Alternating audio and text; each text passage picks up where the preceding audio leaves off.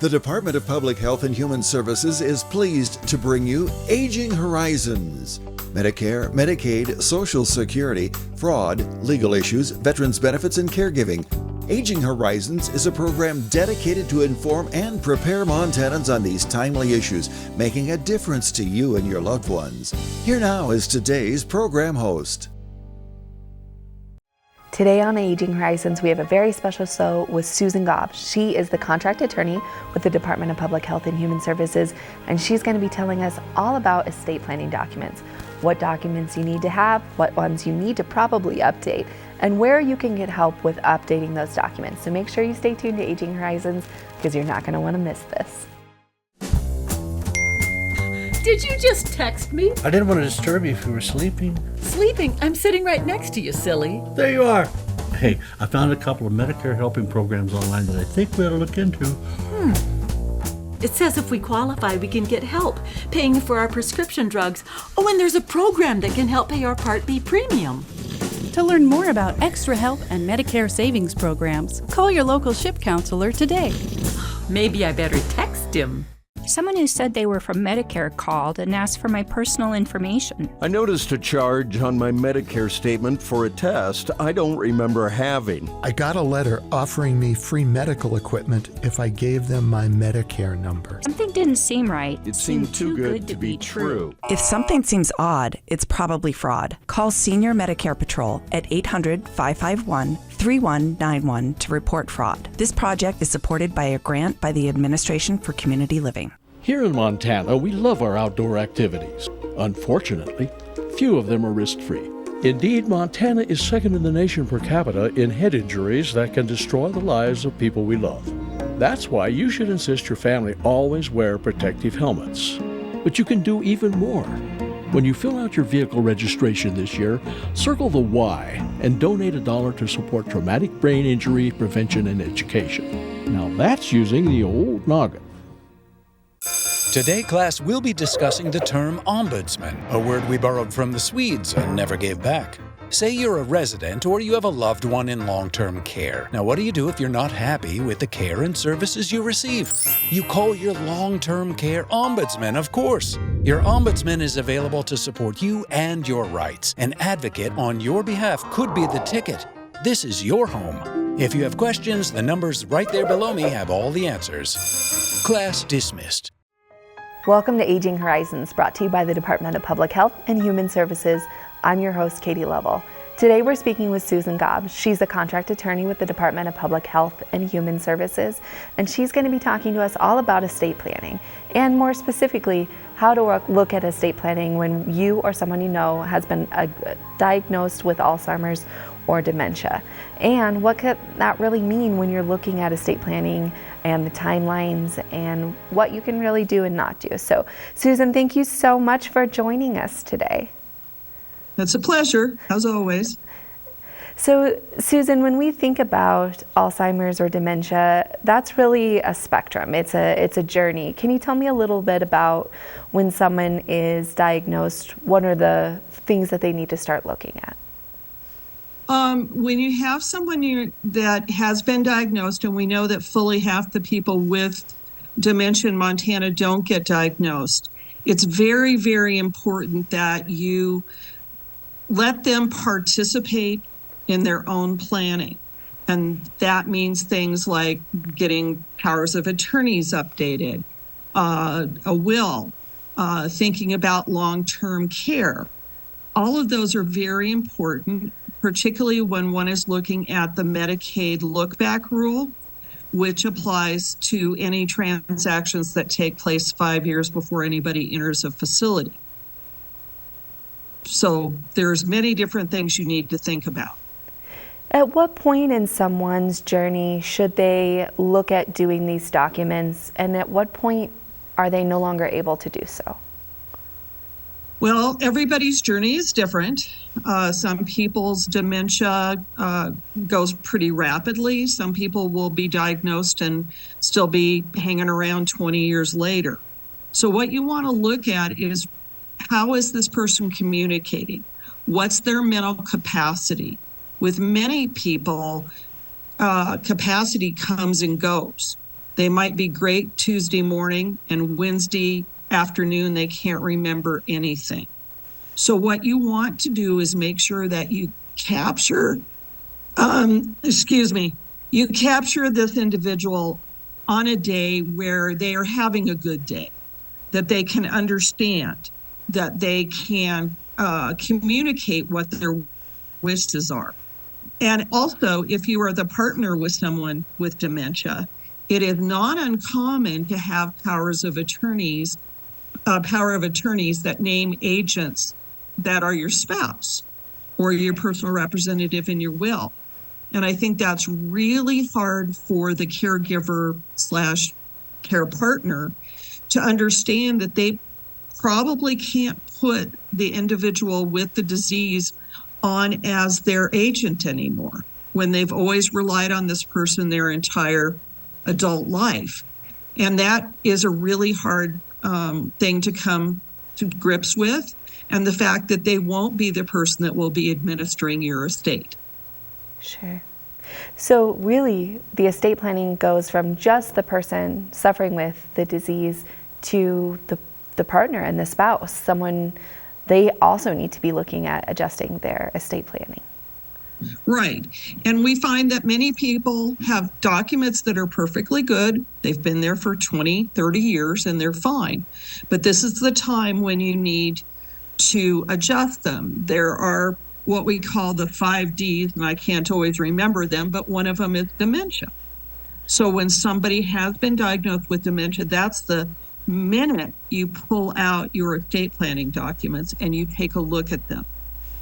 And again, it's really important that we have the person who has the disease participate. And I always say that you don't go on this journey by yourself, you take your family with you. And that means incorporating them into the process. But remember, this is the individual with the disease's process. You need to listen to them. What is it they want? How do they feel about final illness planning? Do they want to be intubated? Do they want to have a feeding tube? It's very important. The other thing that I think is real important for families is don't promise anything. A lot of times people will be terrified. Don't put me in the home. Don't put me in a facility. And then family members, usually kids, will feel compelled to promise not to put the individual with the disease into a nursing home or another facility. And that's a terrible promise to have to make, because for a lot of individuals, they are going to end up in a memory care unit, that the family isn't going to have the resources, both physical and monetarily, to take care of their person outside of a facility. And the guilt that an individual will carry because they promised mom to not put her in a facility, and now she's wandering and they can't keep track of her, and it's very clear she needs to be in a memory care unit, is pretty intense. Sure, absolutely. When you look at that journey, for a lot of folks, you make an appointment with an attorney, you go and visit, you talk about your estate planning, and it's done in one day. I assume for someone with Alzheimer's or dementia, that may be a conversation that you have to have over several days or even weeks, just based on their capacity or their level of ability to participate. Right. And the law is pretty clear that you don't have to have capacity for a tremendous amount of time prior to or after signing documents. You just have to have capacity in the moment to understand the documents you're signing and the implications thereof. So yes, it's always a good day, bad day kind of thing. And not everybody has that. Again, every case is individual, but I think you need to be more thoughtful in this planning process, because we aren't talking about the norm. We have been confronted now with a life-altering situation, and the estate planning process needs to be more thoughtful because of that. Sure. When we get back, I want to talk a little bit about some of the very specific documents that someone with Alzheimer's or dementia might need. So make sure you stay tuned to Aging Horizons.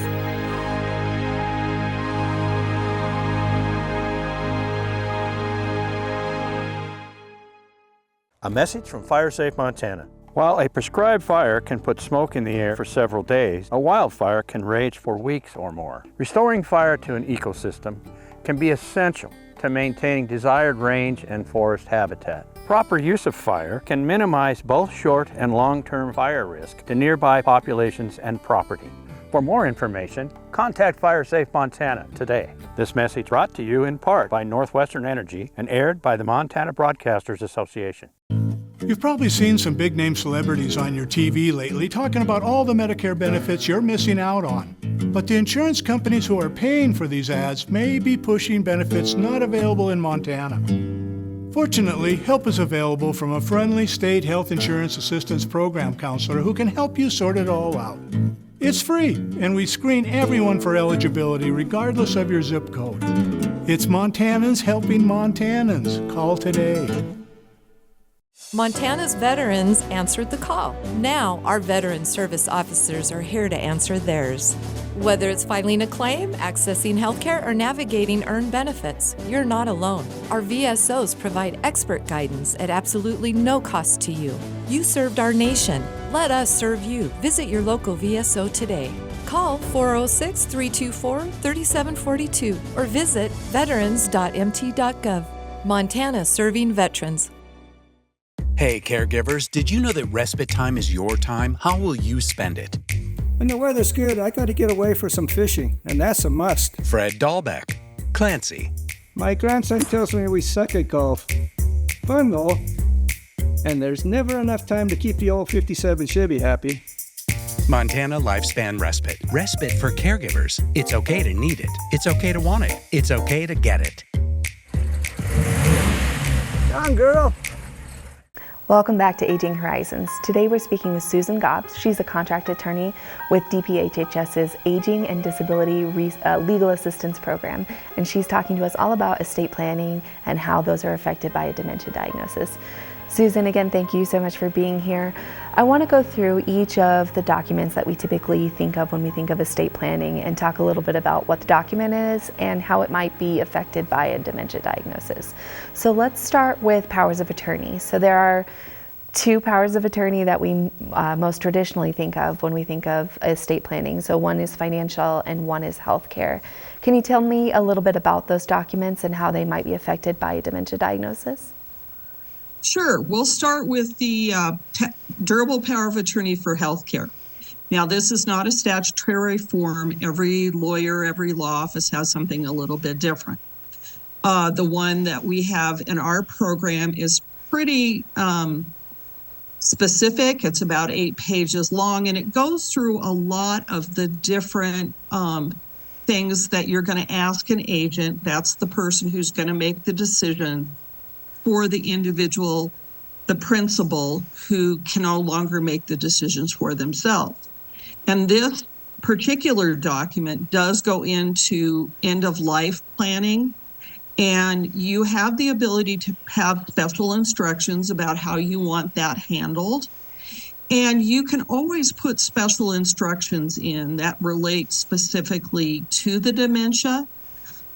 Mostly it would be things like making sure that the principal is consulted as long as they're able to be part of the process, and an acknowledgement that this particular document is going to be the one that will control how the healthcare decisions are made, including and up to putting somebody in a facility. The other power of attorney is a financial power of attorney. Now, one of the first things that happens when somebody is starting to have issues with their brain is that they'll get perhaps muddled on their finances, and they'll have trouble balancing a checkbook or remembering to pay a bill. And so those kinds of lapses in judgment, I guess we would call it, are the sort of things that we start to see when people may not yet be diagnosed, but they're certainly showing the symptoms. So there's many different things that you can put in the financial power of attorney. It is a statutory form, but it's one of those forms that you can say, I don't want my property sold without 2 signatures. I want to make sure that this isn't giving the agent all the power as to the finances. Now, this is a little easier when it's a marriage and you're giving all this power to your spouse. It gets more complicated when perhaps your spouse is predeceased to and you are dealing with your children. But I find a lot of people feel more comfortable with the big financial decisions being made by more than one individual. And the 2 individuals don't have to both be agents, but you could have one kid be your agent and another child be the second signature. I think that's helpful for family in general, because then again, you're having open communication between the children, and therefore there's less of a theory that you're spending mom's money on yourself versus spending the money on mom. Sure. One of the next documents I want to talk about is a will. So how is a will possibly affected by a diagnosis of Alzheimer's or dementia? Again, it just goes back to capacity. Do you understand the document you're signing? Most wills for most people in Montana are very simple. We are not, as a whole, a very rich state. And so a lot of people don't have a lot of assets in their later years, except possibly their home. They have Social Security. They might have a pension. They might have some bank accounts or a brokerage account. Well, if they have survivors on the banks and brokerage account, those don't even fall under the will. Normally, a will would handle real estate, personal belongings, anything that you don't have somebody signed on as a survivor. So it's very important when somebody's been diagnosed that you go and you check all the bank accounts. You check with D.A. Davidson or Edward Jones. You see who is supposed to benefit from those accounts. It's also very important. I find people sometimes panic because they know they're looking at long-term care. It's too late to get long-term care insurance. And there's this process that people go through. Well, what if I give my house to my child? That will not be appropriate because Medicaid will look at that as a transfer for less than fair market value. So it's very important just to be thoughtful about these sort of things. Again, a will can say where you want to be laid to rest. Do you want to be cremated? Do you want to be buried? How does that work? That doesn't have to be in the will, but again, that's another planning piece that people should talk to the person with the disease about, find out what their wishes are. When we get back, I want to talk a little bit about those property documents, because that's one more set of the estate planning documents. So Susan, thank you so much for those information about the wills and the powers of attorney. And I know that there are some advanced directives too that can help folks make some decisions directly about some of those, the care choices that they might have to make through Alzheimer's and dementia, so we can talk about those as well. So make sure you're going to stay tuned to Aging Horizons, because we've got more coming for you next.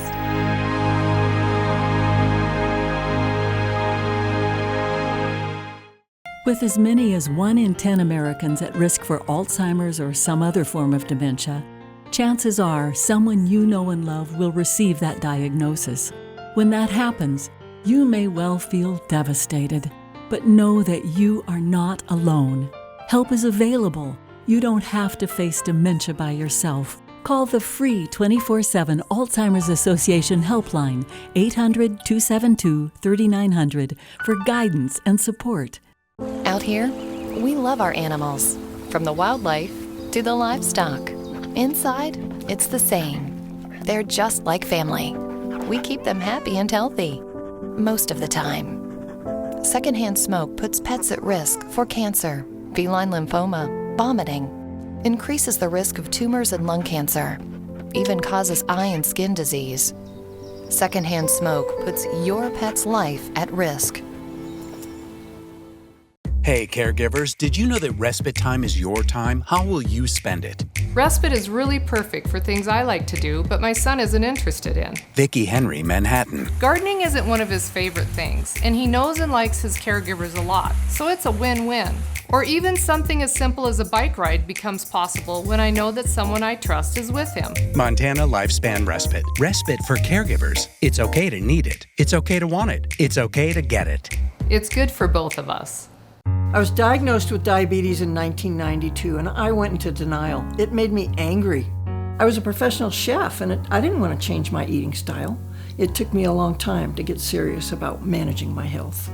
My perspective changed from resentment to one of loving my body, the container for my spirit. Getting help from my diabetes educator supported my goals of improved self-care. I want to feel good and have a great life. My diabetes educator helps me do this. Welcome back to Aging Horizons. Today we're speaking with Susan Gobbs, who's a contract attorney with DPHHS Aging and Disability Legal Assistance Program. And she's telling us all about estate planning documents and how a diagnosis of dementia or Alzheimer's may affect those planning needs. So Susan, we talked a little bit about the healthcare power of attorney and the financial power of attorney, but there's also what's known as like an advance directive, so a living will or an advance directive that's specific to the type of healthcare that you'd want to receive if you have a diagnosis of Alzheimer's or dementia. Can you explain a little bit about what those are? I can. This is an area that people frequently get confused about. The healthcare power of attorney is a legal document. It has force and effect in a courtroom if you were going to have some kind of disagreement about care. There is a document called the 5 Wishes. I believe the 5 Wishes, in my mind, is a starting point. It asks you what you want. It is not legally binding, but it starts the conversation about what is it someone wants. And it's very important to get that clarified. I have had that in my own life where I thought someone was DNR and they were only DNR, do not resuscitate under certain conditions. And that's something you really want to clarify with somebody. There's also something called a POLST, which is a physician's order. That is a bright green form. You will see it in almost every doctor's office. And it primarily is for situations like you have a heart condition, you may be likely to have a cardiac event, and you don't want to be resuscitated. In Montana, the emergency medical people are trained to look for that form on the refrigerator. If they see that form on the refrigerator and it's filled out, they're not going to try to resuscitate someone. So it's just really important to think about what it is that someone wants, because our thoughts about resuscitation particularly, I think, change over the lifespan. And I think it does make a difference when someone has been diagnosed with dementia, because frequently people will not want to be resuscitated if they are in the late stages of dementia. Sure. The last set of documents I want to talk about briefly are those property documents, so your transfer on death deeds and your declaration of homestead. Can you tell me a little bit about those documents and how they might be affected by a diagnosis? Sure. A transfer on death deed, otherwise known as a beneficiary deed, or in some other states they call it a ladybird deed, is a document you file with the clerk and recorder's office prior to your death. And it simply is something that says, you know, husband and wife, once we've both passed, we want this property to go to our kids. Okay. That's certainly something you can do, but that is not going to avoid the Medicaid 5-year look-back period. And should you not end up in a care situation, then it complicates the ability of the heirs to sell the house promptly, if that's something they're going to need to do. So that's something you need to really think about in view of a diagnosis. Then there is a declaration of homestead. Everybody who owns a piece of property in Montana should have a declaration of homestead. Now, the declaration of homestead simply protects your property from an unsecured debt, say credit card debt, a medical debt, student loan debt. All of those kinds of debts are what we call unsecured. In other words, you haven't put your house up to get any of those loans. And in Montana, because the value of our property has just skyrocketed, we have taken that a lot more seriously than we did historically. For years, the maximum protection you could get was $250,000. Now we have I believe it's a 6% kicker every year. We're just under $500,000. If you have a declaration of homestead, now you have to live on it. You have to live on the property. It can't be bare property, but it's a property you live on, and it protects that much of the value of the home against unsecured creditors. Now, that does not mean a contractor's loan. That does not mean your mortgage. That doesn't mean a reverse mortgage. Those people can still attach the home. But what it does is discourage creditors from going after a home and putting somebody out on the streets because they know they're not going to get the first $500,000 that house is worth. So it's very important, particularly if you're middle or lower income, to have this document. Doesn't cost anything. It can be in place forever. You just do it once, and it just doesn't matter how much the exemption rises, it's still good. We've seen some of those that are 20 years old, still good. So that's an important thing. There's also another form called an MV13. Now, this is a relatively new document done by I think it's the Motor Vehicle Division. They've switched their letters around. And it is simply like a transfer on death deed, but it's for your vehicle. And that could be your motor home, your mobile home, your car. And you simply file that with the department, and it tells who is supposed to get your vehicle once you are deceased. Well, Susan, thank you so much for all this information. And I know that this is maybe your last Aging Horizons show because you are finally getting to retire. So I just wanted to thank you for your decades of service to the people of Montana, and also for all the mentorship and friendship that you've shown me personally over the years. I couldn't have done it without you, so I appreciate you. So thank you all for staying tuned to Aging Horizons, and we'll see you next week.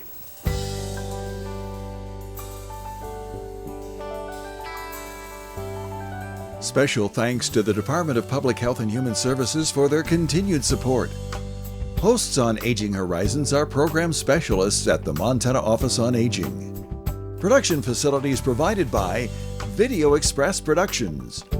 For more information about Aging Horizons, call the Department of Public Health and Human Services toll-free at 800-332-2272.